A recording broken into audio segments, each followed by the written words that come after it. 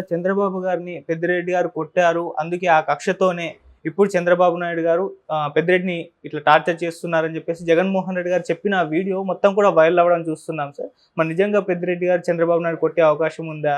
ఈ వ్యాఖ్యలను మీరు ఏ విధంగా చూస్తారు సార్? జగన్ నిన్న ప్రెస్ మీట్లో పెద్దిరెడ్డిని వేధిస్తున్నాడు.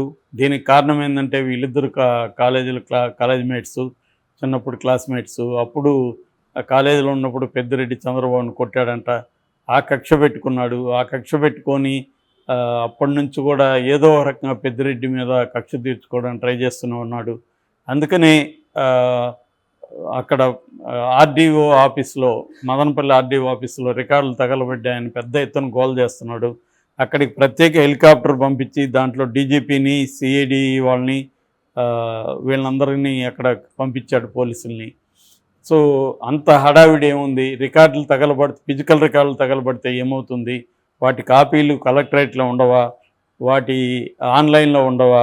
తర్వాత సీసీఎల్ఏలో ఉండవా? ఇంత గోల ఎందుకు చేస్తున్నారంటే పెద్దిరెడ్డిని బదనాం చేయడానికి చేస్తున్నారు. పెద్దిరెడ్డి కొడుకు మిథున్ రెడ్డిని బదనాం చేయాలి, అతన్ని ఏదో ఒక రకంగా ఇరికించి జైల్లో పెట్టించాలి. ఇది అదే ముత్తుమరిలో ఒక బాలికను అత్యాచారం చేసి చంపేసి ఎక్కడో పడేస్తే దాని మీద ఇప్పటి వరకు లేదు. జూలై 7th జరిగితే జూలై 21 మీటింగ్ పెట్టి చెప్తారు వీళ్ళు. అక్కడ దళితుడిని పట్టుకొని అనుమానితుడి పేరుతో అతను చంపేస్తే దాని మీద ఇది లేదు. అక్కడికి మాత్రం వీళ్ళు ఏం పట్టించుకోరు. కానీ దీనికి హెలికాప్టర్ మీద డీజీపీని పంపిస్తాడు.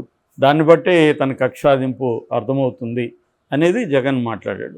అయితే ఇక్కడ అంటే కొట్టాడా లేదనేది అప్పటి వీళ్ళిద్దరికి తెలిసిన వాళ్ళు చెప్పాలి. కానీ మనకంటే సీనియర్లు కాబట్టి ఆ టైం నేను కూడా తిరుపతి ఎస్వి యూనివర్సిటీలో చదివాను. నేను కూడా రాడికల్ స్టూడెంట్ మూమెంట్లో ఉన్నాను. కానీ నాదంతా కూడా 90s, వీళ్ళదేమో 70s.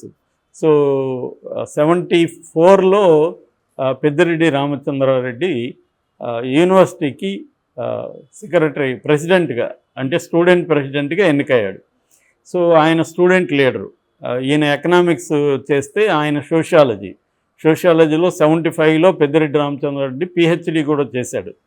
సో అప్పుడైతే నాకు తెలిసి కూడా, అంటే నేను 80sలో నుంచి తిరుపతిలో చదువుతున్నాను. 85లో డిగ్రీ చేరాను. 85, 86 నుంచి కూడా నేను పాలిటిక్స్ చూస్తున్నాను. అంతకుముందు కూడా నేను ఈవెన్ ఇంటర్మీడియట్లో కూడా స్టూడెంట్ పాలిటిక్స్లో ఉండేవాడిని. సో నాకు కొంత ఐడియా ఉంది. అక్కడ ఏంటంటే రెడ్డి వర్సెస్ కమ్మ పాలిటిక్స్ బలంగా ఉండేది యూనివర్సిటీలో. ముందు నుంచి 80s నుంచి కూడా రెడ్డి వర్సెస్ కడప రెడ్లంతా అక్కడే చదువుకునేవాళ్ళు ఎక్కువగా. కడప రెడ్లకి కమ్మ చిత్తూరు జిల్లాలో ఉండే కమ్మ సెక్షన్ ఉండేవాళ్ళు. కొద్దిగా రెడ్లు డామినెంట్గా ఉండేవాళ్ళు కమ్మ సెక్షన్ కంటే కూడా. అంటే కమ్మ సెక్షన్కి డబ్బు ఉండేది, కానీ రెడ్లకి మజిల్ పవర్ ఉండేది. అంటే పులివెందుల నుంచి కడప నుంచి దించడం, అప్పట్లో రౌడీజం ఎక్కువ ఉండేది కదా, వీళ్ళని దించడం ఇలాగా ఉండేది. ఫిజికల్గా కూడా బాగా కొట్టుకునేవాళ్ళు. కొంతమంది ఎస్ఎఫ్ఐ, ఏఎస్ఎఫ్లో ఉండేవాళ్ళు.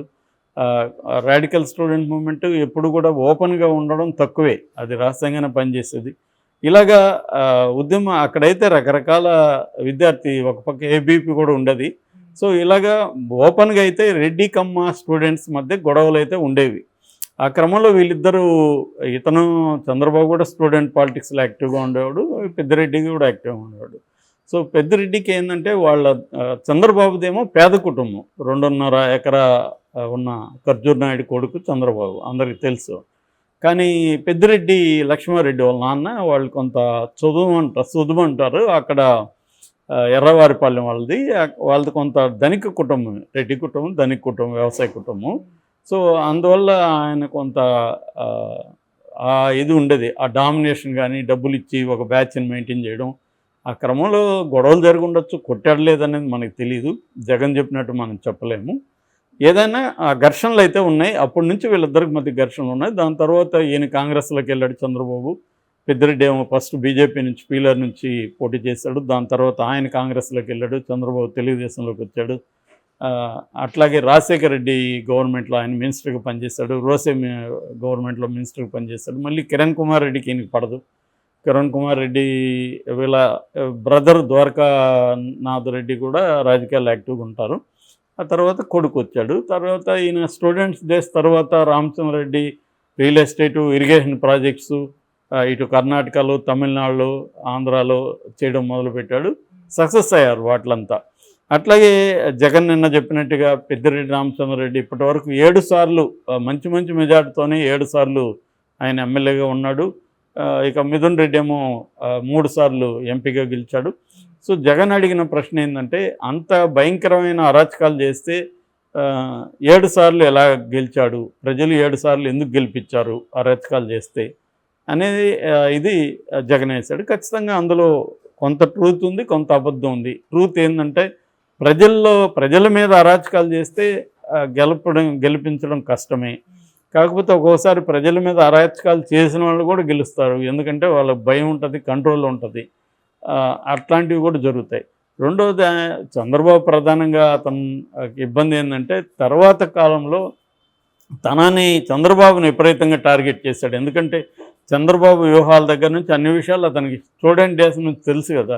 ఇప్పుడు మామూలుగా ఒక ప్రత్యర్థి మన కాలేజ్ మేట్ దగ్గర నుంచి ఉంటే వాళ్ళ న్యూయాన్సెస్, వాళ్ళు ఎలా స్ట్రాటజీలు వేస్తారో అన్నీ తెలుసు. కాబట్టి చంద్రబాబుని దెబ్బతీయడంలో అతను కొంతవరకు కొన్నిసార్లు సక్సెస్ అయ్యాడు. అయితే కుప్పంలో దెబ్బ కొట్టలేకపోయాడు. కుప్పంలో కొంతవరకు స్థానిక ఎన్నికల్లో కొట్టగలిగారు కానీ చేయలేదు. సో అలాగా చంద్రబాబు ఖచ్చితంగా ఎక్కువ కోపం ఉండే అవకాశం ఉంది. ఎందుకంటే వీళ్ళిద్దరిది ఇప్పటి పగ అయితే కాదు, ఖచ్చితంగా వాళ్ళిద్దరి మధ్య పగ ఉంటుంది. కొట్టుకున్నారా లేదా, ఆయన కొట్టాడా లేదు తెలియదు, కానీ పగ అయితే ఉంటుంది స్టూడెంట్ డేస్లో నుంచి. ఎందుకంటే అప్పటి నుంచి పాత వైరం అంటారు కదా, అది కంటిన్యూ అవుతూనే ఉంది. సో అందువల్ల ఖచ్చితంగా, ఎందుకంటే పెద్దిరెడ్డి కూడా చంద్రబాబుని విపరీతంగా టార్గెట్ చేశాడు కదా. సో చంద్రబాబు ఎందుకు చేయడు పెద్దిరెడ్డిని అధికారంలో ఉన్నప్పుడు? వీళ్ళు కూడా చేశారుగా. కుప్పం అంతా వెళ్ళి పెద్దిరెడ్డి కూర్చున్నాడు. పెద్దిరెడ్డి నిరంతరం చంద్రబాబుని టార్గెట్ చేసినప్పుడు పెద్దిరెడ్డిని తొక్కేయాలని చంద్రబాబు అనుకోవడంలో ఆశ్చర్యమేం లేదు. ఎవరున్నా, జగన్ ఉన్నా ఆ ప్లేస్లో ఎనిమిస్ని తొక్కేయాలని జగన్ కూడా అనుకోలేదా? జగన్ ఇప్పుడు జేసీ ప్రభాకర్ రెడ్డి వాళ్ళని తొక్కేయడానికి జగన్ తీవ్రంగా ప్రయత్నించలేదా? అనేక చోట్ల ప్రత్యర్థుల్ని జగన్ తొక్కేయడానికి ట్రై చేయలేదా? చేస్తారు, ఎవరైనా చేస్తారు. అధికారంలో ఉన్నప్పుడు, తమ ప్రత్యర్థులు స్ట్రాంగ్గా ఉన్నప్పుడు వాళ్ళని దెబ్బతీయడానికి ప్రతి రాజకీయ నాయకుడు చేస్తాడు. అదే పని చంద్రబాబు ఇప్పుడు చేస్తున్నాడు. కాకపోతే ప్రతిపక్షంలో ఉన్నాడు కాబట్టి జగన్ ఇంకా అలాగే మాట్లాడతాడు. అంటే ఇతన్ని కోపాన్ని ఇచ్చేయడానికి మాట్లాడతాడు. ఖచ్చితంగా మదనపల్లి ఇదనేది కొంత ఫిషీ అంటారు, అట్లా విచిత్రంగానే ఉంది. దానికి అంత ఇంపార్టెన్స్ ఎందుకు ఇస్తున్నారు అనేది మాత్రం క్లియర్గానే ఉంది. పెద్దిరెడ్డిని దెబ్బతీయాలి రాజకీయంగా, అందుకని ఏది దొరికినా దాన్ని పట్టుకొని చంద్రబాబు వెళ్ళే అవకాశం ఉంది. దాన్ని ఎదిరించాలి కాబట్టి వాళ్ళు కూడా ఈ విషయాలంతా మాట్లాడే అవకాశం ఉంది. సో జగన్ ఏంటంటే, మామూలుగా అయితే ఒక 6 నెలలు టైం ఇద్దాం అనుకున్నారు, కానీ వీళ్ళు 6 నెలలు ఆగేయట్లేరని జగన్ కూడా రంగంలో దిగేశాడు. అంటే త్వరగానే జైల్లో పెట్టే అవకాశం ఉంది. ఎందుకంటే జగన్కి ఇప్పుడు జైలుకి పోతే ఇమ్మీడియట్గా ప్రజల్లో నుంచి పెద్ద స్పందన రాదు. ఎందుకంటే ప్రజల్లో ఇంకా చంద్రబాబు ప్రభుత్వం మీద తీవ్ర వ్యతిరేకత రాలేదు. ఇప్పుడే కదా స్టార్ట్ అయింది 40 రోజులు. ప్రజలు వెయిట్ చేస్తారు ఇంకా, అంటే మనకి పథకాలు ఇస్తారా, ఏం జరుగుతుంది, ఇవన్నీ వెయిట్ చేస్తారు. సో కాబట్టి ప్రజల్లో వ్యతిరేకత వచ్చినప్పుడు చంద్రబాబు జగన్ అరెస్ట్ చేస్తే అప్పుడు కొంత జగన్కి సింపతి వస్తుంది, ప్రజా ఉద్యమాలు నిర్మిస్తూ ఆ క్రమంలో అరెస్ట్ అయితే. ఇప్పటికిప్పుడు అరెస్ట్ అయ్యాడనుకో జగన్కి పెద్ద సింపతి రాదు. రెండోది, జగన్ కేడర్ నాయకులు కకాకులం అయిపోతారు, బీజేపీలోకి వెళ్ళిపోవడం ఇవన్నీ జరుగుతాయి. ఎప్పుడైనా మళ్ళీ జగన్ వస్తాడని ఒక హోప్ ఉంటే జగన్తో ఉంటారు, కానీ హోప్ లేకపోయినప్పుడు జగన్తో ఉంటారు. ఇక్కడ మనకి బీఆర్ఎస్ అదే కనపడుతుంది. కేసీఆర్ ఎప్పుడైతే ఇనాక్టివ్ అయ్యాడో అందరికి హోప్ పోయింది. సో 5 ఏళ్ల తర్వాత కూడా కేసీఆర్ వచ్చే పరిస్థితి లేదు. ఇక్కడ బీజేపీకి కూడా స్ట్రాంగ్గా ఉంది. కాబట్టి బీఆర్ఎస్లో ఉంటే మనకు ఫ్యూచర్ లేదని అటు వెళ్తున్నారు. అక్కడ ఛాన్స్ లేదు. అక్కడ తెలుగుదేశం వాళ్ళు చేర్చుకోరు, జనసేన వాళ్ళు చేర్చుకోరు. బీజేపీ కూడా ఒక 6 నెలల పాటు మారటోరియం విధించింది. ఉన్న ఆప్షన్ కాంగ్రెస్. కాంగ్రెస్లో పోవడం కంటే వైసీపీలో ఉండడం బెటర్ అన్న ఆలోచనతో ఎక్కువ మంది ఉన్నారు.